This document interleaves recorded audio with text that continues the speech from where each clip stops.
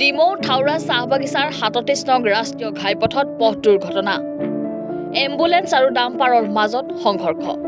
AS01 RC 5764 নম্বৰৰ এম্বুলেন্সখনে যোৰহাট গটঙা চাহ বাগিচাৰ পৰা এজন ৰোগীৰ লগতে দুজন পৰিয়ালৰ লোকক ডিব্ৰুগড় অসামৰিক চিকিৎসা মহাবিদ্যালয় হাস্পতাললৈ কঢ়িয়াই গৈ থকা অৱস্থাত একে দিশৰ পৰা গৈ থকা NL01 AH 3887 নম্বৰৰ ডাম্পাৰ গাড়ীখনৰ লগত সংঘৰ্ষ হয়।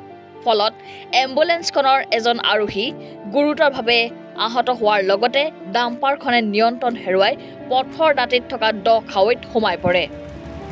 ঘটনাস্থলীত স্থানীয় লোক উপস্থিত হৈ দুৰ্ঘটনাত আঘাতপ্ৰাপ্ত আৰু এম্বুলেন্সত অহা ৰোগীজনক উদ্ধাৰ কৰি 108ৰ সহায়ত উন্নত চিকিৎসাৰ বাবে প্ৰেৰণ কৰিছে। বৰ্তমান ঘটনাস্থলীত আৰক্ষী উপস্থিত হৈ দুৰ্ঘটনাগ্ৰস্ত গাড়ী দুখন উদ্ধাৰ কৰাৰ লগতে ঘটনাৰ তদন্ত অব্যাহত ৰাখিছে।